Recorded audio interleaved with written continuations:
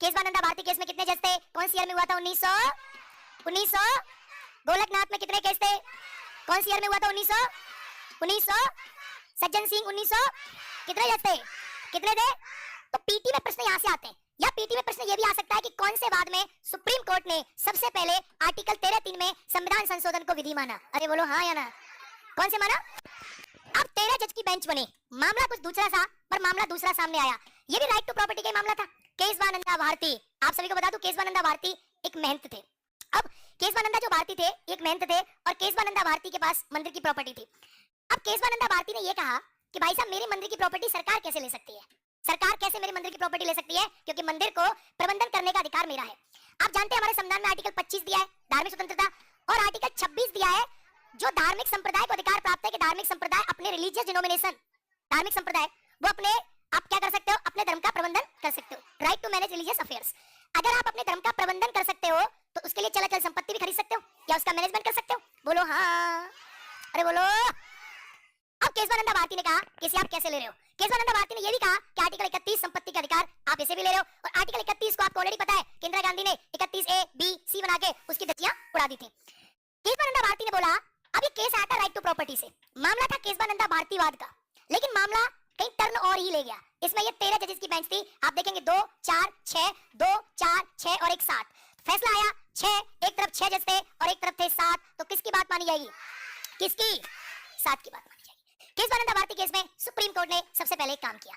Supreme court से पूछा गया कि माय लॉर्ड आप ये बताइए, सुप्रीम कोर्ट से पूछा गया कि आप ये बताएं, पहली चीज तो सरकार ने ये 24वां संविधान संशोधन किया था और जिसमें यह कहा था कि सरकार संविधान में संशोधन करके अमेंडमेंट कर सकती है, क्या ये बात सही है? सुप्रीम कोर्ट ने एक बात कही।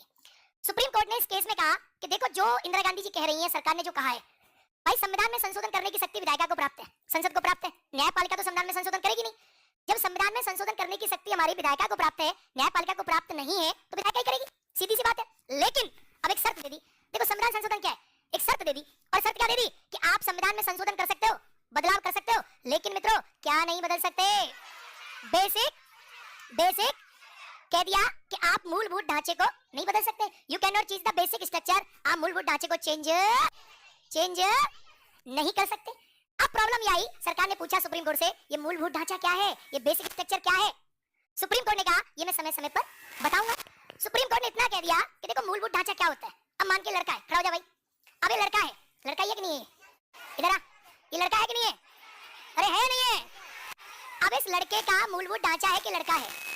अब मैं इस लड़के को बोलूं कि बेटा शर्ट चेंज कर ले, कर लेगा? कर लेगा। ये शर्ट चेंज कर लेगा, ये पैंट चेंज कर लेगा, जींस चेंज कर लेगा। इवन मैं से कह दूं कि बेटा तू लड़का है पर तू आजकल एक काम कर, आजकल तो देखा ही होगा बहुत से लड़के भी हीरोइन वाले कपड़े पहनते हैं, घाघरी पहन लेगा, स्कर्ट पहन लेगा। अच्छा मान ले कह दे पहन लूंगा, मान लो ये पहन भी लेगा। अब लेकिन ये कौन सी बात हुई, हम इस लड़के से कह दे स्कर्ट पहन ले, अलग बात है, इससे कह दे कि तू लड़की बन जा, बन जाएगा। अब इसका आप सिर चेंज करो, फेस चेंज करो, अलग बात है। आप इसको लड़की बना दोगे तो इसका मूलभूत ढांचा क्या हुआ? क्या हुआ? सुप्रीम कोर्ट ने कहा कि मूलभूत ढांचे में आप संशोधन, अगर मूलभूत ढांचा जो है उस मूलभूत ढांचे को सरकार बदल नहीं सकती, तो केशवानंदा भारतीवाद में सुप्रीम कोर्ट ने मूलभूत ढांचे का सिद्धांत दिया। सुप्रीम कोर्ट ने साफ कर दिया कि there is a theory of basic structure and the government can't change it, सरकार इसे बदल। सरकार ने पूछा ये क्या है, सुप्रीम कोर्ट ने कहा बताएंगे। जैसे आप जानते हो हमारा देश एक लोकतंत्र है, अरे हाँ या ना? हमारा देश एक गणतंत्र है, अरे हाँ या ना? हमारा देश एक संप्रभु राष्ट्र है, बोलो हाँ या ना?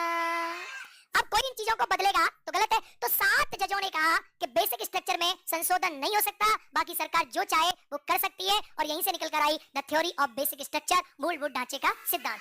अब सुप्रीम कोर्ट को कुछ भी लग सकता है मूलभूत ढांचा, कुछ भी। सुप्रीम कोर्ट, इसका मतलब क्या हुआ? एक प्रकार से सुप्रीम कोर्ट ने यह कह दिया कि तुम जो भी संशोधन करोगे पहले तो मैं उसे चेक करूंगा, और चेक करके अगर ये मूल ढांचा हुआ तो मैं इसे क्या कर दूंगा? वॉइड कर दूंगा, इसे क्या कर दूंगा? रद्द कर दूंगा। अब सरकार की बात को सुप्रीम कोर्ट ने उल्टा फेर दिया, 1973 आ गया, और आप जानते हैं जैसे 1973 आई केशवानंदा भारती केस जजमेंट, बहुत बड़ा जजमेंट था मित्रों। केशवानंदा भारती केस कोई नॉर्मल केस नहीं था, और केशवानंदा भारती केस के बाद तो देश में आपको पता ही है थोड़े दिन के बाद आपातकाल ये वो, और इसके बाद तो इंदिरा गांधी की सरकार चली जाती है 1977 में। तो केशवानंदा भारती केस इंपॉर्टेंट है। केस किसका था? प्रॉपर्टी का। केस में निकल करके आया मूल ढांचे का सिद्धांत। अब सुनो, अब केशवानंदा भारती में यह कह दिया कि सरकार संविधान में संशोधन कर सकती है। इसी के बाद सुप्रीम कोर्ट ने, आपने देखा होगा, सरकार ने संशोधन किया प्रस्तावना में, और सुप्रीम कोर्ट ने जैसी ही बात कही कि सरकार संशोधन कर सकती है, इंदिरा गांधी ने बिल्कुल देरी नहीं करी। मैडम गांधी ने, आपको पता होगा, 42वां संविधान संशोधन किया। और 42वां संविधान संशोधन करके इतनी सारी चीजों को बदल दिया कि सुप्रीम कोर्ट बताए कि क्या है बेसिक ढांचा।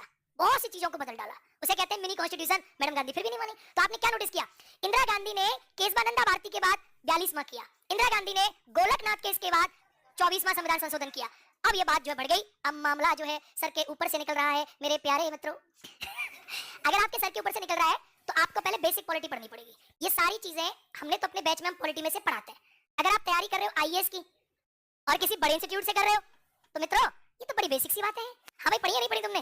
अरे हाँ है ना, आपके ऊपर से निकल रहा है तो आप थोड़ा पानी में डूब जाए, क्योंकि ऊपर से निकलने वाली बातें तो नहीं है। अभी तो हमने शुरू नहीं किया, अभी तो हम पिकअप बना रहे हैं। क्या बना रहे हैं? क्योंकि ये तो वो चीज है जो हम डेली पढ़ते हैं। अरे बोलो हाँ या ना भाई, आर्टिकल 13 का पूरी कहानी हमने यहाँ तक पढ़ी हुई है, सारी की सारी कहानी।